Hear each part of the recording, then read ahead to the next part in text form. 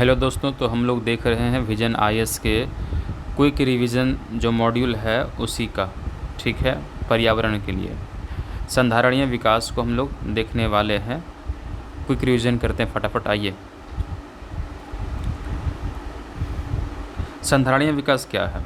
संधारणीय विकास या सतत विकास वह विकास है जो भविष्य के पीढ़ियों की अपनी ज़रूरतों को पूरा करने की क्षमता से समझौता किए बिना वर्तमान की ज़रूरत को पूरा करता है।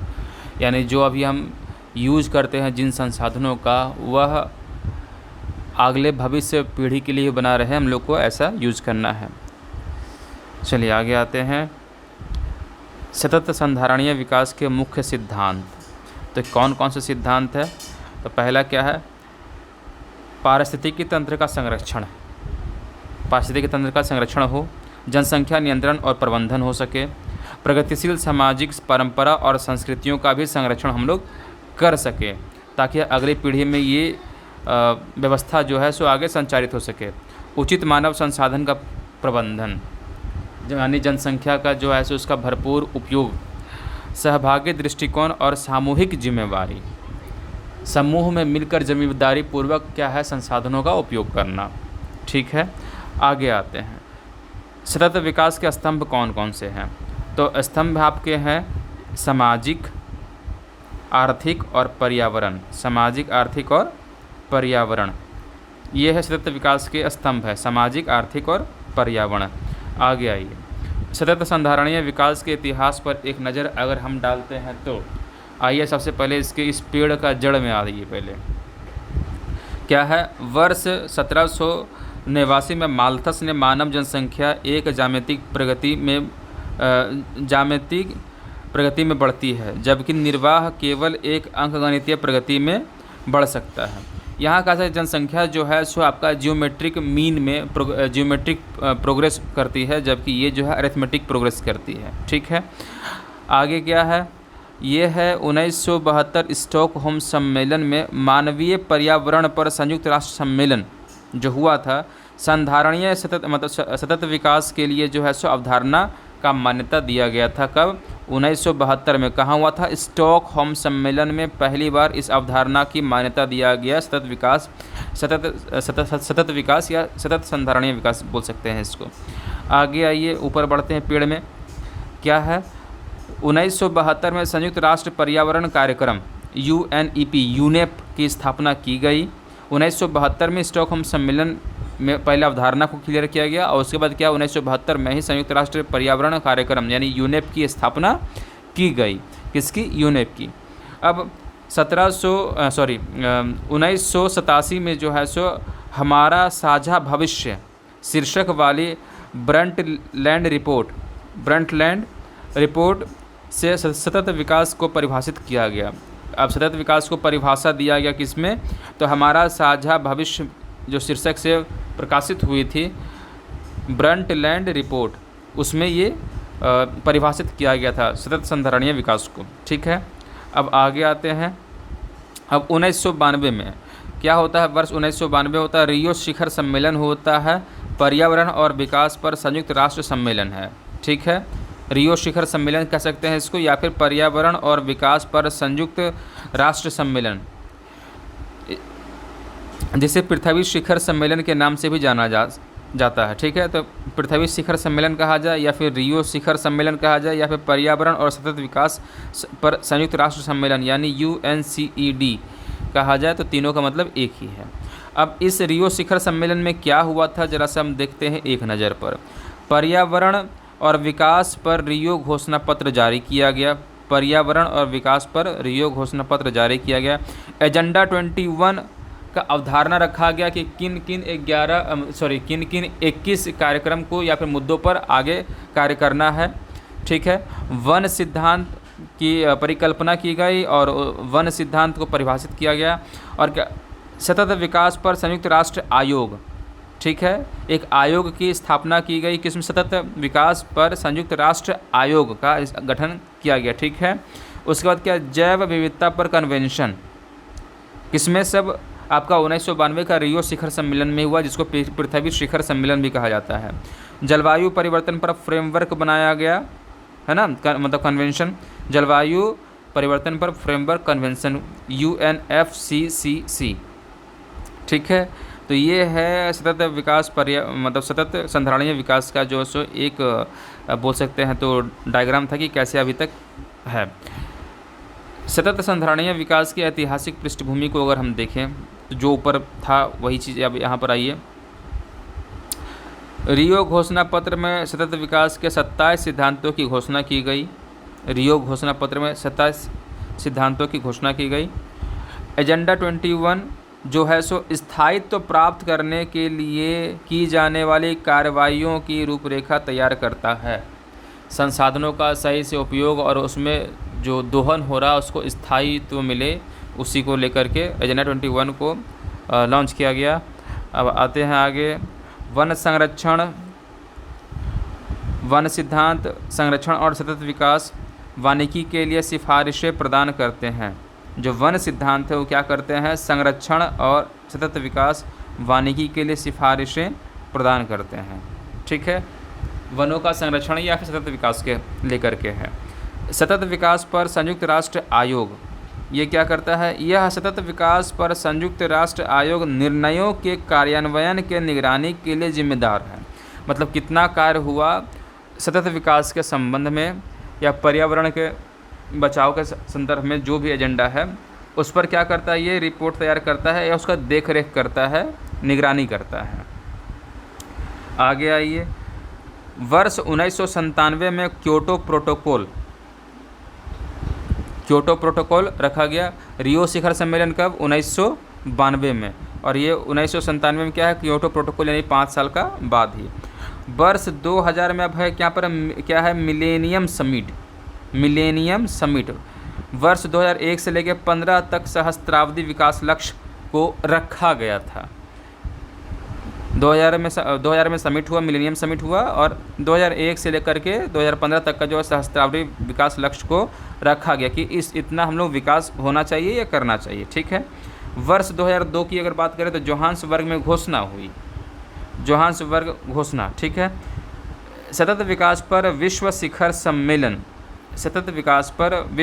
सम्मेलन, WSSD जोहान्सबर्ग में रियो परिणामों के Rio+10 के 10 वर्षों के मूल्यांकन के लिए आयोजित किया गया। यानी कि जो रियो शिखर सम्मेलन में जो बातें रखी गई थी और अभी तक 2002 तक जितना कार्य हुआ उसका मूल्यांकन करने के लिए जोहान्सबर्ग घोषणा को रखा गया था, और जिसको WSSD कहते हैं, सतत विकास पर विश्व शिखर सम्मेलन, ठीक है। ये कब, इसी देखिए यहाँ पर Rio+10 यानी कि 1992 + 10। चलिए आगे आते हैं। सतत संधारणीय विकास लक्ष्य। अब विकास लक्ष्य क्या क्या है उसको ज़रा देखते हैं क्या है। तो SDG हासिल करने की समय सीमा वर्ष 2030 है, यानी कि सतत विकास जो गोल्स है उसको हासिल करने के लिए जो है सो 2030 तक का सीमा रखा गया था। आगे आइए। वर्ष 2012 में क्या, 1992 + 20 यानी 2012, ठीक है। रियो जो हुआ था, रियो शिखर सम्मेलन, उसका 20 साल हो गया था, ठीक है। संयुक्त राष्ट्र सम्मेलन सतत विकास लक्ष्य शुरू किए गए। SDG गोल्स कब शुरू किया, 2012 में, ठीक है। 2012 में क्यों, 20 साल पर हुआ था, उसको आगे बढ़ाने के लिए ये एजेंडा 21 और उसके कार्यान्वयन की जोहान्सबर्ग योजना पर आधारित था। यानी ये एजेंडा 1 को ही पोषित करता है। जो 21 मुद्दे लक्ष्य रखे गए थे कि इस दिशा में कार्य करना है, उसी को पोषित करता है कौन, आपका SDG गोल, ठीक है। आगे आइए। सतत विकास लक्ष्य के लिए आधार रेखा वर्ष 2015 के अनुमानों से है। वर्ष लक्ष्य सहस्त्राब्दी विकास लक्ष्य के लिए आधार रेखा क्या है, 1990 था, ठीक है। जो सहस्त्राब्दी विकास लक्ष्य जो आपका मिलेनियम जो बना था, आपका 2000 में बना था, उसका जो आधार रखा गया था वो रखा गया था क्या, 1990 से। जबकि बाद का जो है सो उसको आधार रेखा क्या रखा गया, 2015 से। कब से, 2015 से। सतत विकास लक्ष्य के लिए आधार वर्ष रेखा क्या है, 2015 के अनुमान से, कि 2015 में क्या क्या हम लोग प्राप्त कर सकते हैं। पहला बात 1992 से जब हुआ था 2002 में आया और वहाँ पर एक लक्ष्य रखा गया, सॉरी 2000 में एक लक्ष्य रखा गया कि हम 2001 से लेकर 2015 तक क्या क्या प्राप्त कर सकते हैं। ठीक है, उसका आधार वर्ष रखा गया था 90। अब उसके बाद से जो है 30 के लिए जो गोल रखा गया, उसका जो रखा गया है आधार वर्ष वो है 2015 से। ठीक है, आगे आते हैं। आगे सतत विकास लक्ष्य जनवरी 2016 में लागू हुआ। ठीक है, कब हुआ? 2016 में। SDG गोल्स वगैरह। एजेंडा 2030 में 5 व्यापक विषय है। 2030 में SDG को प्राप्त करना है, लक्ष्य है उसका। इसमें 5 क्या है? 5 इसको 5 P's भी कहते हैं। 5 विषय क्या? पीपल, प्लानेट, प्रॉस्पेरिटी और पीस और पार्टनरशिप के रूप में जाना जाता है। अर्थात लोग, ग्रह, समृद्धि, शांति और भागीदारी जो 17 SDG जो गोल्स है उसमें वर्गीकृत किए गए हैं। यानी जो 17 गोल है वो इन 5 तरीक़ों से प्राप्त कर सकते हैं। या मतलब कहने का मतलब है पाँचों ये जो 5P है उसी के अंतर्गत आते हैं। ठीक है। सतत विकास लक्ष्य की वित्त पोषण लैब, यह एक आर्थिक सहयोग और विकास संगठन के नेतृत्व वाली पहल है जो 2030 एजेंडा को प्राप्त करने के लिए आवश्यक संसाधन सुनिश्चित करने के बारे में निर्णयकर्ताओं और नीति नियताओं को सूचित करने का प्रयास करती है। यानी 2030 जो गोल है उसको प्राप्त करने के वास्ते क्या बोलते हैं कि वित्त पोषण कहाँ से होगा, कैसे अरेंजमेंट होगा, प्रबंधन कैसे होगा, उसका ये देख रेख करती है। ठीक है, ये लैब सतत विकास लक्ष्य के वित्त पोषण लैब। सतत विकास लक्ष्य की निधि, अब फंड कहाँ से मिलेगा? देखिए सुनिए, वर्ष 2014 में संयुक्त राष्ट्र द्वारा सतत विकास गतिविधियों का समर्थन करने के लिए गठन किया गया था। एक निधि है, फंड जो है सो 2014 में संयुक्त राष्ट्र द्वारा UN द्वारा सतत विकास गतिविधियों को समर्थन करने के लिए एक फंड का गठन किया गया। उसका नाम क्या है? सतत विकास लक्ष्य निधि। SDG गोल्स यहाँ पर फंड है, SDG फंड से ना। जो 17 लक्ष्य रखा गया है उसमें जो है सो उसके अंतर्निहित लक्ष्य 169 हैं। 17 लक्ष्य रखा गया उसमें 100 उस 17 लक्ष्य के अंदर है आपका 169 लक्ष्य। ठीक है, चलिए आगे बढ़ते हैं फटाक से। सतत विकास लक्ष्य जो 17 है SDG गोल्स है वो क्या क्या है ज़रा देखिए और क्रमवार के रूप से देखिएगा। पहले देखिए गरीबी की समाप्ति है। गरीबी समाप्ति कैसे होगा? भुखमरी को समाप्ति करना होगा। तो दूसरा नंबर भुखमरी से मुक्ति। जब भुखमरी से लोगों को मुक्ति किया गया तो अब थोड़ा सा लोगों के स्वास्थ्य पर भी ध्यान दिया जाए, तो स्वास्थ्य और आरोग्यता के लिए। ठीक है, जब गरीबी, भुखमरी और लोगों का स्वास्थ्य जब ठीक ठाक होगा तो क्या होगा? चलो अब ठीक, इसको एक शिक्षा दी जाए ताकि ये अच्छा पूंजी विकास में मानव पूंजी में परिवर्तित हो सके। तो शिक्षा दिया जाए, शिक्षा दिया गया। अब लैंगिक जो समानता है उसको मुकर्रर किया जाए, लैंगिक समानता को ठीक किया जाए। जीवन में अब क्वालिटी देखिए कैसे आता है। स्वच्छ जल और स्वच्छता पर ध्यान दिया जाए। तो पहला है गरीबी, दूसरा भुखमरी, तीसरा पर क्या है आपका स्वास्थ्य और आरोग्यता, चौथा पर है शिक्षा, पांचवा पर क्या है जब ये लैंगिक समानता कि ये सभी को मुहैया हो। उसके बाद क्या है? स्वच्छ जल और स्वच्छता पर ध्यान दिया जाए। नंबर 7 पर है किफ़ायती और स्वच्छ ऊर्जा। इससे क्या होगा? लोगों में अब कार्य करने की प्रवृत्ति और विकास में ज़्यादा क्या बोलते हैं गतिशीलता आएगी। उत्कृष्ट काम और आर्थिक विकास। फिर 9वां क्या है? उद्योग, नवाचार और बुनियादी ढांचे का विकास। 10वां क्या है? 10वां है कम असमानता। असमानता कम करना होगा, अनइक्वलिटी को कम करना होगा। संधारणीय शहर और समुदाय। 12वां क्या है? जिम्मेदार के साथ उपभोग और उत्पाद। 13वां जलवायु कार्रवाई। 14वां आपका जलीय जीवों की सुरक्षा। 15वां है स्थलीय जीवों की सुरक्षा, स्थलीय पारिस्थितिकी में जीवन। और जब स्थलीय हो, ये जलीय हो गया, स्थलीय हो गया। आइए ये सब हम क्यों किए? तो किए यहाँ पर नंबर 16 पर क्या? शांति, न्याय और सशक्त संस्थान। शांति, न्याय की स्थापना और सशक्त संस्थान। और ये नंबर 17 पर क्या है, लक्ष्यों के लिए भागीदारी। ये सारे जो लक्ष्य प्राप्त किए जाएंगे कैसे, भागीदारी पूर्वक, ठीक है। तो ये लक्ष्यों के लिए भागीदारी। चलिए अब आगे बढ़ते हैं फटाक से। भारत और सतत संधारणीय विकास लक्ष्य, एसडीजी गोल्स जो है उसमें 17 हैं।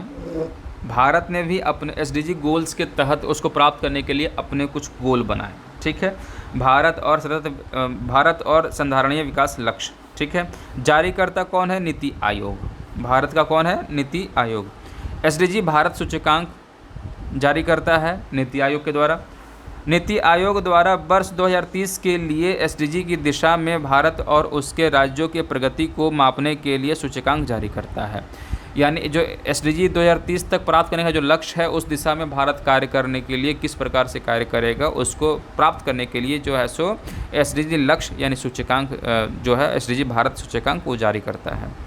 23 राज्यों ने एसडीजी पर अपने प्रयासों का मार्गदर्शन करने के लिए विजन दस्तावेज और कार्य योजना तैयार की है कि एसडीजी को कैसे प्राप्त करेंगे। इसके लिए 23 राज्यों ने पूरा रोड मैप तैयार किया है। चलिए आगे बढ़ते हैं। नीति आयोग अंतर्राष्ट्रीय मुद्रा कोष के साथ सहयोग कर रहा है। नीति आयोग अंतर्राष्ट्रीय मुद्रा कोष के साथ सहयोग कर रहा है। प्रमुख एसडीजी प्राप्त करने की वित्तीय लागत का अनुमान लगाने के लिए सहयोग है ना। मतलब ये एसडीजी गोल्स प्राप्त करेंगे, इसके लिए वित्तीय लागत क्या है, इसका क्या लगेगा, इसका अनुमान लगाने के लिए कोशिश कर रहा है, सहयोग कर रहा है। चलिए आगे आते हैं। अब आते हैं हरित अर्थव्यवस्था, ग्रीन इकोनॉमी। तो ग्रीन इकोनॉमी ये जो शब्द है, ये जो समझ है, एक तरह से कह सकते हैं, किन पर आधारित है देखते हैं। कम कार्बन उत्सर्जन, कार्बन को कम उत्सर्जन करना, संसाधन को कुशलतापूर्वक उपयोग करना, और सामाजिक रूप से समावेशी, समाज के हर वर्ग के लोग, हर लिंग, हर जाति के लोग क्या है एक साथ मुख्य धारा में, इकोनॉमी के मुख्य धारा में समाहित हो सके। इसी को बोलेंगे क्या, हरित अर्थव्यवस्था। एक हरित अर्थव्यवस्था को निम्न कार्बन संसाधन कुशल और सामाजिक रूप से समावेशी के रूप में परिभाषित किया गया है, ठीक है। आगे आते हैं। हरित अर्थव्यवस्था पर कार्रवाई के लिए भागीदारी यानी page, partnership for action on green economy, वर्ष 2013 में लॉन्च किया गया। सबसे पहली बात, उद्देश्य क्या है इसका, सतत विकास हेतु 2030 को एजेंडा को आगे बढ़ाने के लिए, 2030 का एजेंडा बढ़ा रहा है कौन सा, एसडीजी गोल्स वाला, ठीक है, के लिए आर्थिक नीतियों और कार्यों के केंद्र में स्थायित्व बनाए रखना। कार्य और नीति, एसडीजी प्राप्त करने के लिए क्या कार्य कर रहे हैं, उसके लिए नीति क्या है, उसके लिए एक स्थायित्व प्रदान किया जाए, ठीक है। चलिए आगे है क्या, हरित अर्थव्यवस्था पर कार्रवाई के लिए भागीदारी यानी पेज, 5 संयुक्त राष्ट्र एजेंसियों को एक साथ लाता है। 5 संयुक्त राष्ट्र एजेंसी को एक साथ लाता है पेज, ठीक है। क्या है वो 5 मतलब एजेंसी, पहला है संयुक्त राष्ट्र पर्यावरण, उसका अंतर्राष्ट्रीय श्रमिक संगठन, संयुक्त राष्ट्र विकास कार्यक्रम, और आपका है संयुक्त राष्ट्र औद्योगिक विकास संगठन, और 5वां क्या है, संयुक्त राष्ट्र प्रशिक्षण एवं अनुसंधान संस्थान। कौन कौन सा एक बार फिर से देख लेते हैं। संयुक्त राष्ट्र पर्यावरण, अंतर्राष्ट्रीय श्रमिक संगठन, संयुक्त राष्ट्र विकास कार्यक्रम, संयुक्त राष्ट्र औद्योगिक विकास संगठन, संयुक्त राष्ट्र प्रशिक्षण एवं अनुसंधान संस्थान, ठीक है। ये सारे साथ में आते हैं, क्यों, पेज के लिए, हरित अर्थव्यवस्था पर कार्रवाई के लिए भागीदारी, partnership for action on green economy. कब लॉन्च किया गया था, 2013 में। उद्देश्य क्या है, उद्देश्य यही है कि 2030 में जो आपको एसडीजी गोल प्राप्त करना है, उसके लिए हम लोग क्या कर रहे हैं और नीति क्या है, उसको एक समाहित रूप से समन्वय, स्थायित्व प्रदान करने के लिए। चलिए आगे आते हैं।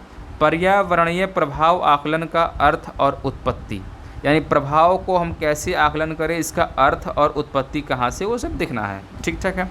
अर्थ क्या है, पर्यावरण पर प्रस्तावित गतिविधि या परियोजना के प्रभाव का पूर्वानुमान लगाने वाला अध्ययन है क्या, पर्यावरण प्रभाव आकलन। यानी हम कितना प्रभावित कर रहे हैं अपना पर्यावरण को अपने कार्यक्रमों से, उसका प्रभाव का आकलन करता है, ठीक है। यूनेप, भारतीय यूनेप जो है सो पर्यावरणीय प्रभाव आकलन को निर्णय लेने से पहले यूनेप पर्यावरणीय प्रभाव आकलन को निर्णय लेने से पहले किसी परियोजना के पर्यावरणीय, सामाजिक और आर्थिक प्रभावों की पहचान करने के लिए उपयोग किए जाने वाले उपकरण के रूप में परिभाषित करता है। फिर से एक बार देखते हैं। पर्यावरणीय प्रभाव आकलन को निर्णय लेने से पहले परियोजना के पर्यावरणीय, सामाजिक और आर्थिक प्रभावों की पहचान करने के लिए उपयोग किए जाने वाले उपकरण के रूप में प्रयोग करते हैं। यानी कि ये देखता है कि जब कोई इंडस्ट्री लगाते हैं या फिर कोई परियोजना को हम लॉन्च करते हैं तो उस पर पर्यावरण का प्रभाव कितना पड़ेगा उसका आकलन किया जाता है। ठीक है, यूएनईपी के द्वारा। उत्पत्ति की अगर हम बात करें, ये तो अर्थ हो गया आपका। ठीक है, ये जो था आपका क्या है, पूरा का पूरा अर्थ है। अब इसका उत्पत्ति की बात करें तो national environment policy act, Nipah, national environment policy act द्वारा वर्ष 1970 में संयुक्त राज्य यानी यूएसए में पर्यावरणीय प्रभाव आकलन की शुरुआत की थी। 1970 में जो एक्ट है, national environment policy act Nipah द्वारा वर्ष 1970 में ही पहले यूएसए में पर्यावरण प्रभाव आकलन की शुरुआत की गई थी। ठीक है, चलिए भारत जो है, अब भारत की बात करें तो वर्ष 1994 तक यह एक प्रशासनिक निर्णय था। इसमें विधायी समर्थन का अभाव था। यानी प्रशासन तो निर्णय लेता था लेकिन इसमें कोई किसी प्रकार की कार्यवाही, विधायी समर्थन नहीं हो सकता था। यानी इसको एक्ट का रूप नहीं दिया गया था।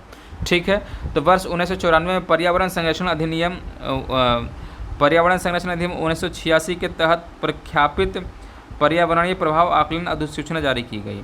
वर्ष 1994 में पर्यावरण संरक्षण अधिनियम 1986 के तहत ही प्रख्यापित क्या है, पर्यावरणीय प्रभाव आकलन की अधिसूचना दी गई। ठीक है, 1994 में शामिल किया गया, किसमें, पर्यावरणीय अधिनियम 1986 के अंतर्गत ही, पर्यावरणीय संरक्षण अधिनियम 1986 के अंतर्गत ही पर्यावरणीय प्रभाव आकलन को समाहित किया गया। चलिए आगे आते हैं फटाक से।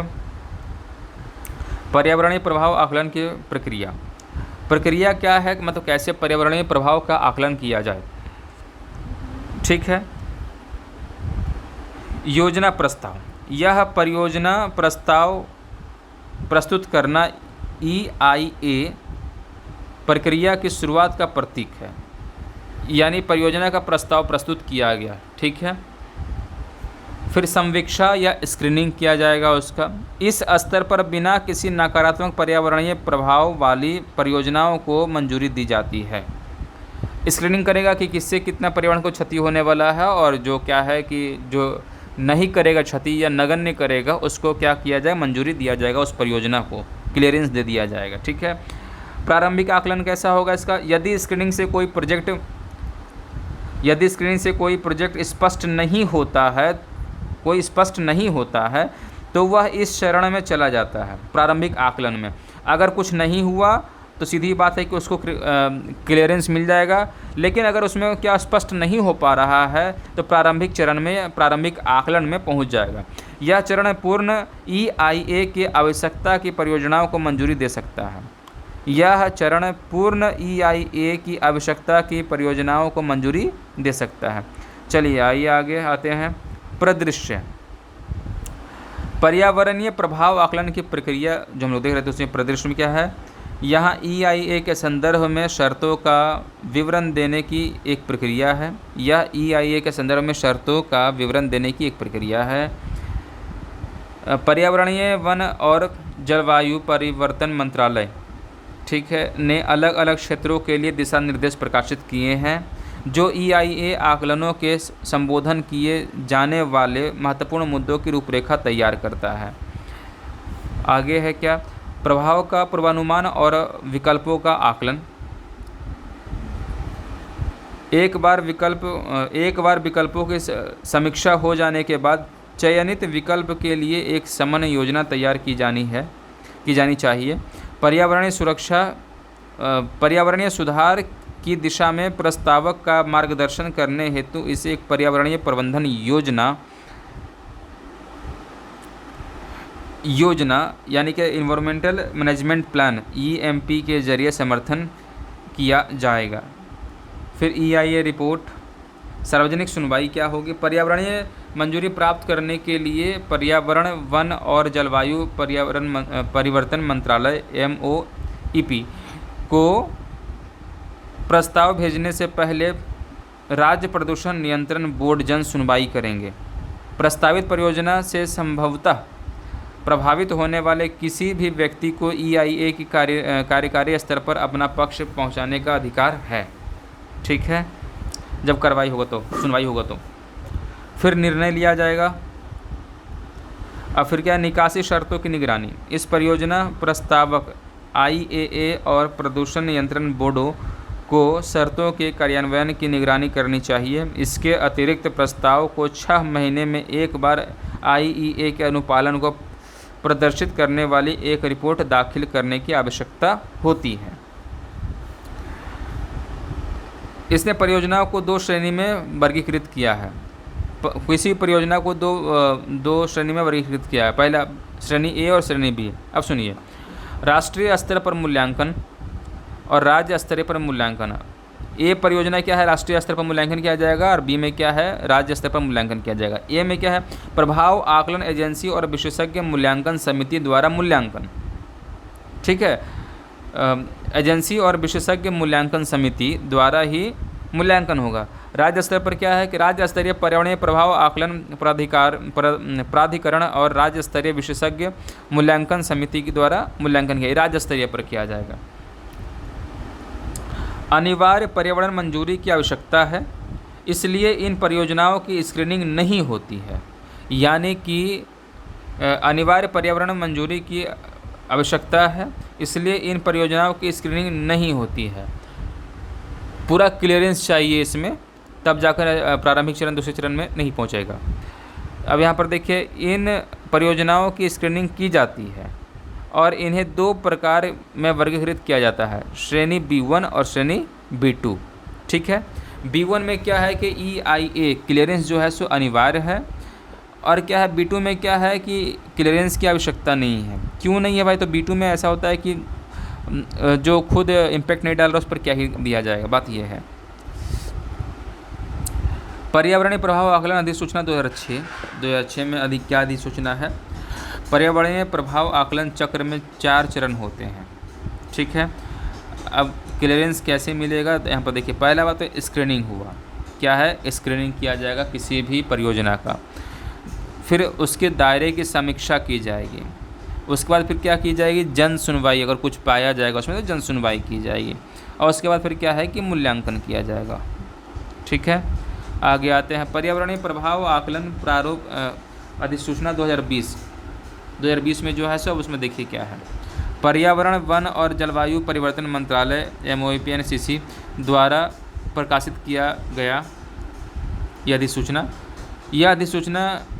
EIA अधिसूचना 2006 को प्रस्थापित कर दी। जो 2006 में जो EIA अधिसूचना था उसको प्रस्थापित कर करके क्या है 20 वाला आ गया है। ठीक है, आगे चलते हैं। अब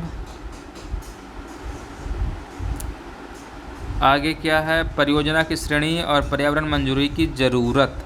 ठीक है, श्रेणी A और B1। B1 कौन सा? राज्य स्तर वाला। A कौन सा? आपका केंद्रीय स्तर वाला। ठीक है, तो A और B1 अनिवार्य पर्यावरण मंजूरी की आवश्यकता है। क्यों है ऐसा? क्योंकि देखिए, A जो था आपका केंद्र सरकार वाला था, मतलब राष्ट्रीय स्तर का था, तो उसमें तो किसी परियोजना के लिए चाहिए ही चाहिए क्लियरेंस। और उसमें क्या है B1 श्रेणी में, जिसमें क्या है कि नहीं थी, उससे क्या है कि जिसमें कुछ पर्यावरण को क्षति लेकर के पहुंचता है, अगर देखा जाता है तो उसमें अनिवार्य किया गया है। आज जैसे आप ऊपर देखे होंगे। B2 में क्या है? कोई आवश्यकता नहीं, अनिवार्य पर्यावरण मंजूरी की आवश्यकता नहीं है। B2 क्या है? ये राज्य स्तर पर था 2006 में। ठीक है, अब छूट प्राप्त परियोजना, किन परियोजनाओं में छूट प्राप्त हो सकते हैं? अपतटीय और तटवर्ती तेल, गैस और शेल अन्वेषण। सीधी सी बात है, जो शेल अन्वेषण, गैस अन्वेषण और तटीय तेल जो है, ये एक तो बात है कि बिना पर्यावरण के क्षति को लेकर के इसका काम ही नहीं हो सकता। इस वास्ते इसमें ज़्यादा मच्छी माथा पची की बात नहीं है, ये इसको क्लियरेंस देना ही देना है, ठीक है, क्योंकि इसका कोई उपाय भी नहीं है। 25 मेगावाट तक की जल विद्युत परियोजना, 25 मेगावाट छोटा ही है, 25 मेगावाट तक की जल विद्युत परियोजना को आप चालू कर सकते हैं, लागू कर सकते हैं, ठीक है। कमान क्षेत्र में 2000 से 10,000 हेक्टेयर के बीच सिंचाई परियोजना, जो सिंचाई तंत्र विकसित किए जाएंगे तो उस पर क्या बोलते हैं, छोटे मोटे के लिए ज़्यादा क्लियरेंस की ज़रूरत नहीं है। छोटे और मध्यम स्तर के सीमेंट संयंत्र, अगर हर चीज़ में अगर EIA क्लियरेंस अगर मांगा जाए तो परियोजना का विकास ही फिर नहीं हो सकता है, तो इन सबको छूट दिया गया है।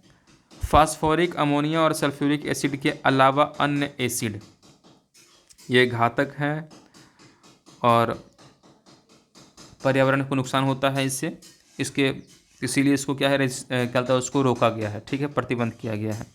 आगे आते हैं डाई और dye intermediate bulk drugs, synthetic rubber, मध्यम आकार के पेंट इकाइयों में MSME को छूट प्रदान किया गया है। अगर छूट नहीं प्रदान किया जाए तो EIA के वजह से क्या है कि बहुत सारे छोटे स्टार्टअप्स जो है वो ग्रो ही नहीं कर पाएंगे, ठीक है। आगे अब सभी अंतर्देशीय जलमार्ग परियोजनाओं और परिभाषित मानकों के साथ 25 किलोमीटर और 100 किलोमीटर के बीच राजमार्गों का विस्तार और चौड़ीकरण, ठीक है। अगर 25 और 100 किलोमीटर के बीच के राजमार्गों का विस्तार अगर चौड़ीकरण किया जाए तो उसमें EIA की आवश्यकता नहीं है। और अंतर्देशीय जलमार्ग परियोजना पर भी क्या हुआ है कि आपका EIA की आवश्यकता नहीं है, ठीक है। लेकिन हाँ, बड़ी सड़कों पर जो 100 से प्लस हो जाएंगे उन पर फिर लेना पड़ेगा क्लियरेंस वगैरह। पारिस्थितिक और रूप से संवेदनशील क्षेत्रों में हवाई रोपवे, ठीक है, हवाई रोपवे के लिए आपको लेना नहीं पड़ेगा। विनिर्दिष्ट भवन निर्माण और क्षेत्र विकास परियोजना, कितना 1.5 लाख वर्ग मीटर तक निर्मित क्षेत्र के लिए भी आवश्यकता आपको नहीं है, ठीक है। चलिए आगे आते हैं। वर्ष 2020 के मसौदे के प्रमुख प्रावधान क्या क्या हैं। सार्वजनिक सुनवाई के लिए कम समय, पहले EIA के सुनवाई के लिए साल निकल जाते थे, ठीक है। उससे क्या है कि उद्यमियों को या फिर कार्य को बहुत बाधा पहुंचता था। तो अब क्या है कि सार्वजनिक सुनवाई के लिए कम समय, जन सुनवाई के लिए नोटिस की अवधि 30 से घटाकर 20 दिन कर दी गई है, ठीक है। परियोजनाओं की छूट A, B1 और B2 में, यानी कि सब जो अब वर्गीकृत परियोजनाओं और कई परियोजनाओं को सार्वजनिक जांच से छूट दी गई है। जैसे अभी ऊपर देखें कौन कौन सा छूट दिया गया था। वार्षिक रिपोर्ट प्रस्तुत करना, नया प्रारूप EIA पहले जो 6 महीना पर रिपोर्ट प्रस्तुत करना पड़ता था, अब वो क्या है कि वार्षिक रूप से अनुपालन रिपोर्ट प्रस्तुत करने का प्रस्ताव करता है। अब 1 वर्ष पर की गई है कि बार बार कंपनी को परेशान नहीं होना पड़ेगा। परियोजना समर्थकों द्वारा पूरी तरह से तैयार की गई रिपोर्ट, परियोजना समर्थकों द्वारा पूरी तरीके से तैयार की गई रिपोर्ट। गैर अनुपालन के लिए कोई सार्वजनिक रिपोर्टिंग नहीं, गैर अनुपालन के लिए कोई सार्वजनिक रिपोर्टिंग नहीं। इसके बजाय सरकार केवल उल्लंघनकर्ता, प्रमोटर, सरकारी प्राधिकरण, मूल्यांकन समिति या नियामक प्राधिकरण से रिपोर्ट की संज्ञान लेगी, ठीक है। चलिए आगे आते हैं। पोस्ट फैक्टो क्लियरेंस, इसको याद रखिए क्या है, पोस्ट फैक्टो क्लियरेंस। वर्ष 2020 के प्रारूप में एक और बड़ा प्रस्ताव पोस्ट फैक्टो क्लियरेंस देना है, जहां एक परियोजना जो पर्यावरण मंजूरी के बिना काम कर रही है को नियमित किया जा सकता है या मंजूरी के लिए आवेदन करने के लिए अनुमति दी जा सकती है। यानी जो पहले से कार्य कर रहा है तो उसको EIA के लिए उसको बहुत माथापच्ची नहीं करना है, बस यही है कि आप प्रस्ताव भेज दीजिए, वो क्लियरेंस देंगे या फिर जो भी कार्रवाई होगा वो करेंगे, ठीक है। फर्म्स के लिए दंड, अगर फर्मों को अपनी स्थापना की शर्तों का उल्लंघन करते हुए पाया गया तो मंजूरी लेने के लिए उन्हें जुर्माना देना होगा, ठीक है। क्या देना होगा, जुर्माना। और इसी के साथ जो है सो ये आपका है ख़त्म हो रहा। तो एक बार ज़रा सा ऊपर से देख लेते हैं हम लोग क्या क्या कवर हुआ है आज। पहला बात तो है संधारणीय विकास का हम देखे हैं, तो सिद्धांत देख लिए क्या है, सहभागी दृष्टिकोण, सामूहिक यहाँ पर सामाजिक है, पारिस्थितिकी तंत्र का संरक्षण, जनसंख्या नियंत्रण, उचित मानव संसाधन प्रबंधन, सतत विकास का यहाँ पर क्या है, स्तंभ बात करें पर्यावरणीय, सामाजिक और आर्थिक। अब यहाँ पर हम लोग देखे थे क्या 1972 स्टॉकहोम सम्मेलन में क्या है आपका सस्टेनेबल डेवलपमेंट का जो अवधारणा पर पेश किया गया, इसको परिभाषित किया गया कब 1972 में आपका कहाँ यूनेप की स्थापना की गई। 87 में जो है इसका साझा भविष्य के साथ ही ब्रंटलैंड रिपोर्ट में इसको परिभाषित किया गया और 1992 में रियो शिखर सम्मेलन या पृथ्वी शिखर सम्मेलन की स्थापना की गई। ठीक है, एजेंडा 21 भी इसी में सेट किया गया था। और उसके बाद है आगे कार्य किया गया है। SDG गोल्स कितना है 17 है, उसके अंतर्गत कितना है तो 169 गोल्स अंतर्निहित है। ठीक है, 2002 में जो है सो आपका रियो +10 किया गया था, 2012 में रियो +20 किया गया। चलिए बहुत बहुत धन्यवाद।